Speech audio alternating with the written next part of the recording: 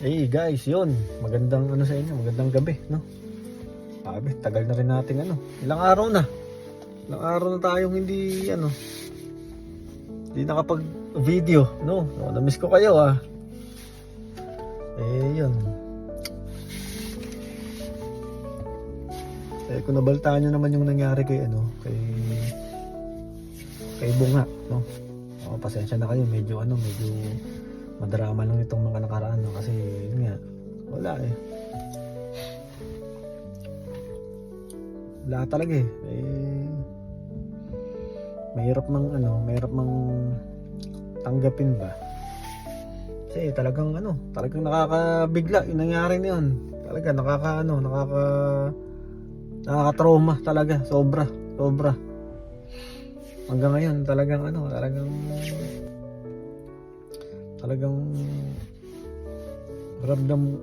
ramdam pa namin yung sakit talaga na yung time na tumawag yung nasa nasa opisina namin, yun talagang sobra. Alam mo yung nanginginig yung buong katawan ko, no? Mahirap talaga yung nangyari kasi. Pero syempre ganun pa man, 'di ba? Eh pasalamat na lang tayo kasi nga syempre matagal na nating katrabaho si Bong.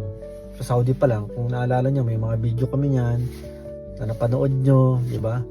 Panood nyo lahat 'yon, magmula nung pagdating niya rito, tapos pag-process nung niya, yung bangko niya, yung SIN, so lahat 'yon na natin 'yon. Na napakita namin sa inyo, no? Talagang syempre wala talagang nag-expect na na ganun ang mangyayari, 'di ba? Saudi, kami?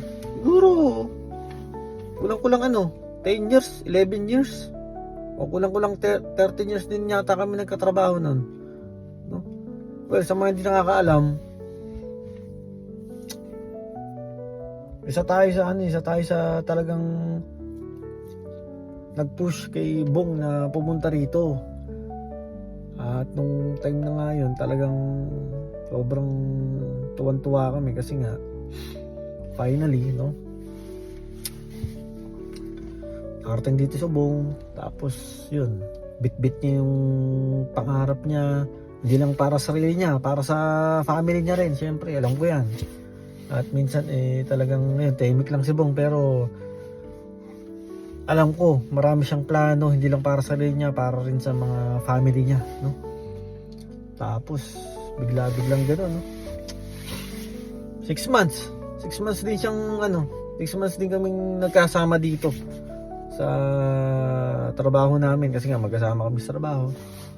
At syempre hindi lang naman ako yung sobrang nasaktan, no?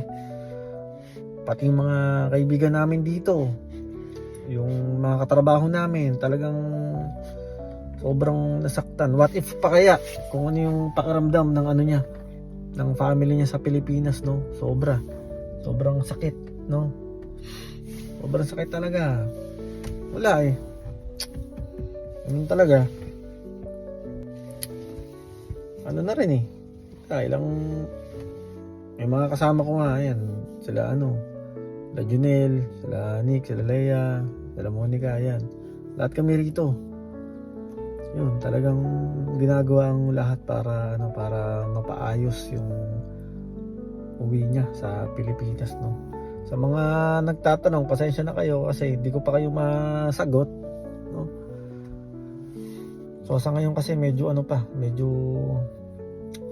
komplikado pa yung pangyayari, yung investigasyon, gano'n. Ayoko mo nang ilahad sa inyo lahat, no? Kasi syempre kumbaga si Bong napaka-pribadong tao kasi niya. So syempre mas gugustuhin pa ni Bong na alam mo yan,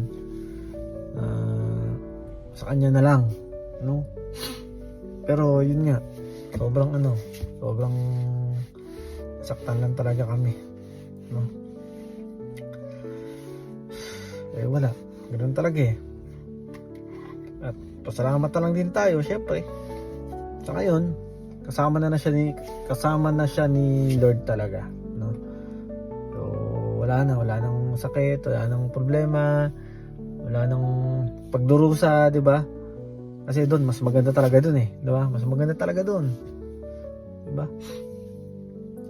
Kaya 'yun, Bong, kung alam namin na naandiyan ka na, kasama ka na ni Lord, no?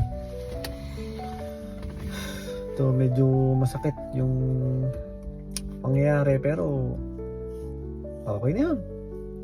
Salamat sa ilang taon na talagang tayo ay nagkasama. At salamat sa 6 na buwan na tayo ay nagkasama dito sa Canada, no? Wala, ganoon talaga, no? At palagi kong sasabi sa'yo, makabawi rin ako sa'yo eh. Ito na pala yun, ano? Kaya huwag kang mag-alala. Lahat kami rito, lahat ng mga kaibigan mo rito, kahit hindi mo kilala, no? Nasabi ko sa'yo, marami nagmamahal sa'yo dito. Marami handang tumulong at maraming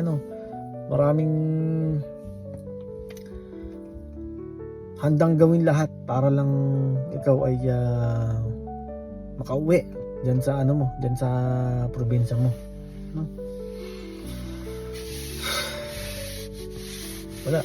Wala, ubos na yata ang ubos na yata ang luha ko rin eh. Kasi ilang araw na rin akong nag-iyak talaga, kasi sobrang ako talaga yung ako sa naapektuhan talaga. Bukod sa family ni Bong, isa rin ako sa naapektuhan talaga rito. Kami lahat, no? Kaya yun lang. Ito, kakauwi lang natin, no? Yun, pasensya na kayo lahat, no? Yun. Ingat, God bless you.